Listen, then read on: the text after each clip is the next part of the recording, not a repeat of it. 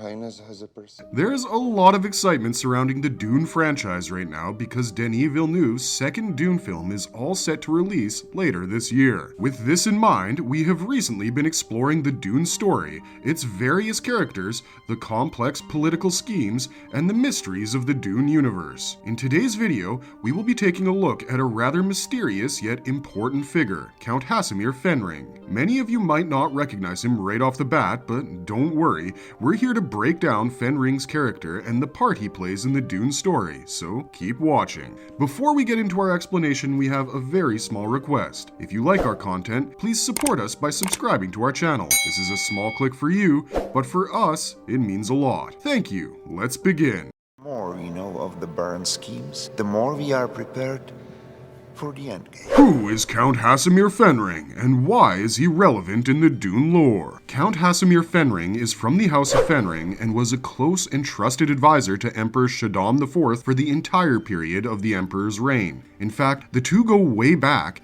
but let's start from the beginning. The wet nurse for Shaddam, Lady Cheola Fenring, was Fenring's mother. Hence, once Fenring and Shaddam were born, the two boys were cribmates in their early years and later became great friends. They actually frequently played shield ball together because they were born so near to one another. Interestingly, Fenring was a Kwisatz Haderach candidate and a member of the Bene Gesserit breeding program. The Kwisatz Haderach is the messiah prophesied by the Bene Gesserit, a sisterhood of learned women and witches. To know more about them, check out our video on the Reverend Mother Gaius Helen Mohayim. Coming back to the Kwisatz Haderach, this messiah was supposed to be someone who would be able to access the genetic memories of both male and female ancestors, making him both a Mentat and a Bene Gesserit. An intensive breeding program that spanned generations was put into place by the Bene Gesserit, who had immense political and social influence. Although, in the end, Paul Atreides became the Kwisatz Haderach against the wishes of the Bene Gesserit, but that's a story for another day. Coming back to Count Hasimir Fenring, he was a candidate for the role of Kwisatz Haderach, however, he was limited by his genetic background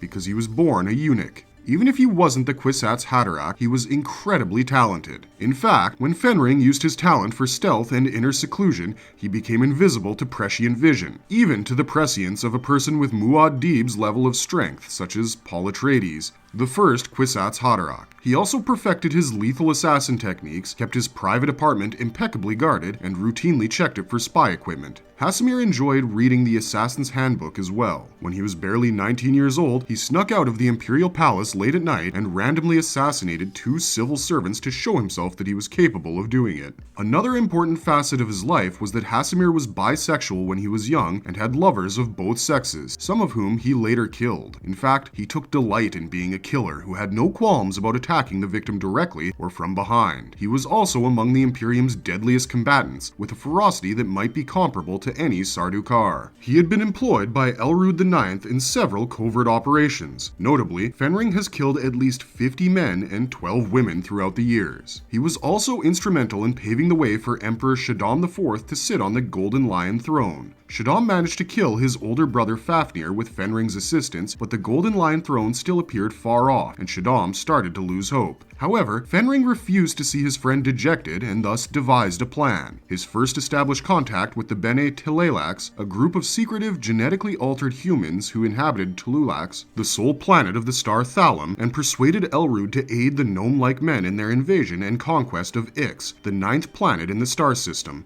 from House Vernius. This project, known as Project Amal, eventually involved the development of synthetic spices. With Shaddam's approval, Fenring injected a poisonous catalyst into Elrond's cranial glands while he slept after the Tleilax had tightened their hold on Ix. Elrond consumed spice beer for the following 2 years, during which time the substance was changed by the catalyst into a deadly substance, which ultimately caused Elrond to pass away. Between Elrond's passing and Shaddam's coronation, the Crown Prince had to put up with harsh chastisement from his cousin, Duke Leto Atreides I. Speaking in front of the Landsraad, the recently ascended nobleman from Caladan criticized House Corrino for its inaction in failing to defend House Vernius during the Tleilaxu takeover. When the teenage Duke was wrongfully accused of damaging a Tleilaxu freightliner, Leto wanted a trial by forfeiture. The result would have been the death penalty for Leto. The Sisterhood informed Shaddam and Hasimir that Leto was aware of Project Amal because the Bene Gesserit had a stake in Leto and his wife conceiving children for their covert Kwisatz Haderach project. They implied in the covert letter that Leto would reveal the project during a protracted Landsraad trial, forcing Shaddam to abdicate the throne. Shaddam and Hasimir agreed to stop this from happening, and Shaddam personally showed up at the start of Leto's trial to request that the Galactic Tribunal honor his cousin. He also presented the Emperor's Blade, a Corino heirloom, to Leto as a token of his allegiance, smoothing things over. Thus, it can be said that Emperor Shaddam got to the throne thanks to Count Hasimir Fenring, and most, if not all, of his political decisions and strategic moves were informed by Fenring's counsel.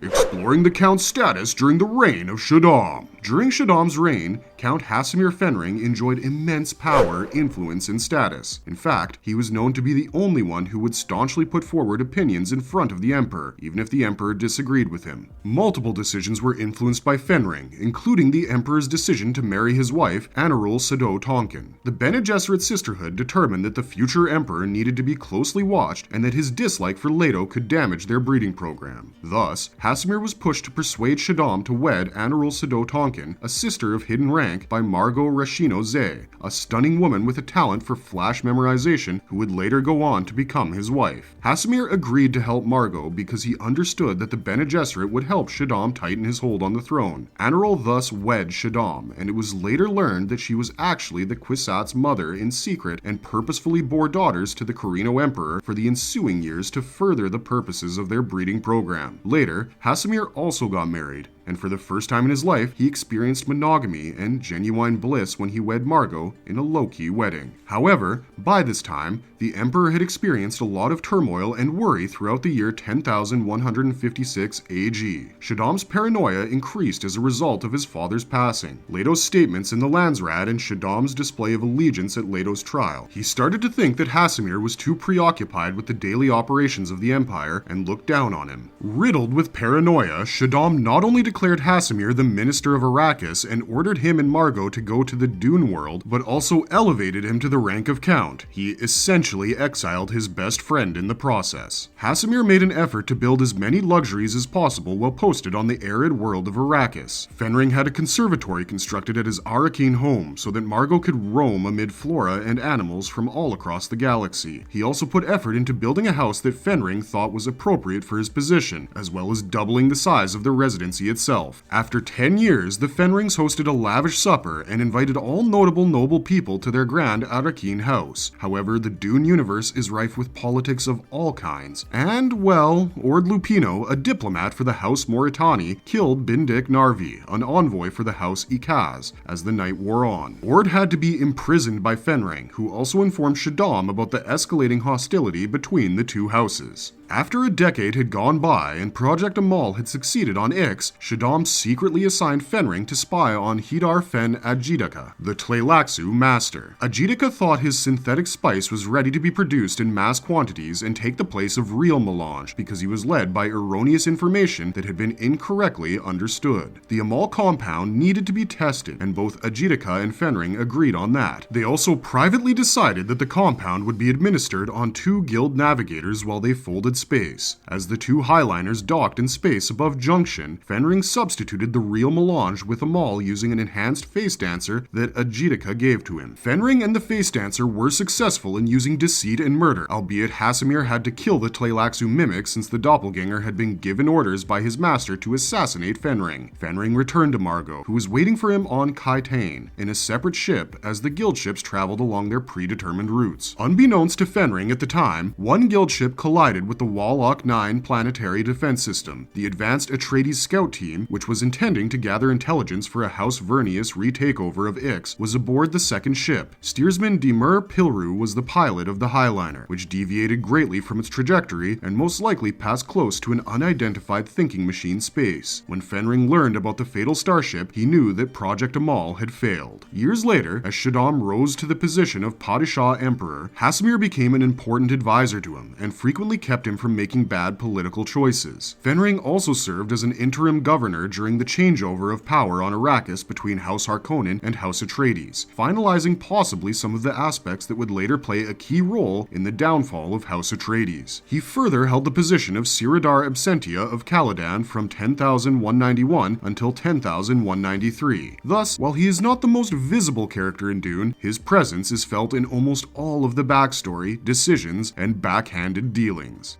Did Count Hasimir lose favor in the Atreides Empire? Hasimir was exiled to Seleucia Secundus after Paul Atreides ascended to the throne of Emperor, where he briefly resided with his wife Margot Fenring. He and his wife moved to Tlulax after the birth of his adoptive daughter Marie Fenring, who was conceived by the late Fade Rautha Harkonnen. Since Marie had the potential to become a Kwisatz Haderach, Hasimir and Margot decided that she should be raised as an assassin and undergo Bene Gesserit training. However, Marie was not to be trained by the Gesserit, since the Fenring family had resolved against it quite early on, since they wanted her to be independent of the sisterhood. They heard about the idea of twisted personalities while on Tleilax, guided by the Tleilaxu master, Dr. Ereboam, but they chose against using it on Marie. The masters sought to establish a Kwisatz Haderach in one of the major Tleilaxu cities of Thaladay, where the three of them were first introduced to Thalo. Thalo resolved to carry out mass murder and commit suicide after realizing he was a failed super being. Marie, who had outstanding training from her parents, quickly defeated Thalo, preserving Thaladay and its people. However, their contentious relationship with House Atreides would only get worse.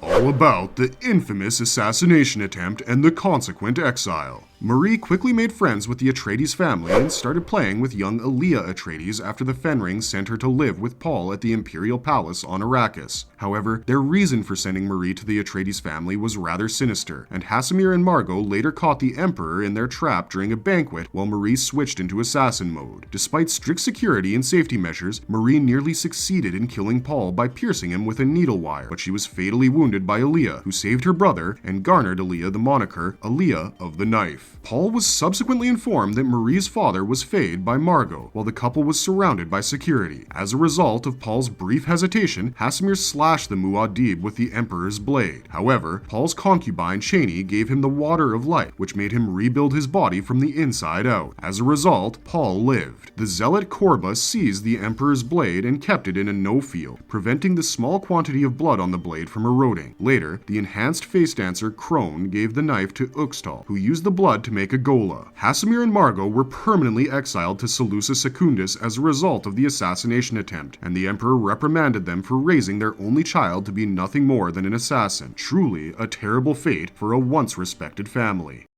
What was Count Hasimir Fenring like? There are several instances in the novel where Fenring's physical appearance has been described. Count Fenring was described as a dapper and ugly little man in the books, and Baron Harkonnen also called Fenring a killer with the manners of a rabbit, an assassin that he considered the most dangerous kind due to the inherent dichotomy. The Baron's nephew, Fade Rautha Harkonnen, also described Fenring as a small man who was rather weak-looking. Hence, he was seen to be harmless by most, but in actuality, he was quite deadly. It could be very much possible that he was able to commit numerous murders and go unnoticed thanks to his weak demeanor. His face has also been described as weaselish with large dark eyes. He was also considered to be extremely tough to read since his movements were jarring in a way. He moved a hand or turned his head one way, then he spoke another way, which made it difficult to follow his actions and motivations. Coming to his personality, in the novel, Fenring has been referred to as the Emperor's errand boy since he was Shaddam's principal counselor. Further, he was also noted as having a peculiar speech pattern, which gave the impression that he had a vocal tic. However, this unique way of speaking was actually a humming code he used to secretly speak to his Bene Gesserit wife, Margot. Fenring, according to the author Herbert himself, was a very smart man. He rarely performed anything he believed to be unnecessary, used two words when one was sufficient, or held himself to a single meaning in a single sentence. His influence on the Emperor was also not lost on the other nobles, as Shaddam IV's interest in spice smuggling efforts on Arrakis was noticed by Baron Harkonnen, who described Fenring as ambassador to the smugglers. Herbert also mentioned that Margot had taught Fenring the Bene Gesserit technique of acute observation, which made him an even more potent advisor. What made him so powerful? Fenring, despite how he looks, is extremely powerful. His combat abilities were superior to those of any Sardaukar. He even defeated face dancer Zol's attempt to imitate his fighting style, and he was only outclassed in combat prowess by a Gnaz swordmaster. Fenring even fought Duncan Idaho evenly, losing only when his combat knife suddenly broke. Shaddam Corrino IV was convinced that Fenring could have defeated Paul Muad'Dib in a duel as well. However, his skills as a combatant and assassin were not the only thing in his arsenal. The fact that he was so close to the Emperor gave him an edge in most matters. To add to this, he also knew certain Bene Gesserit techniques that Margot had taught him, and his docile appearance further allowed him to be able to slip into places and not be perceived as a threat. Hiding in plain sight is often the best tactic, and Hasimir used this immensely to his advantage.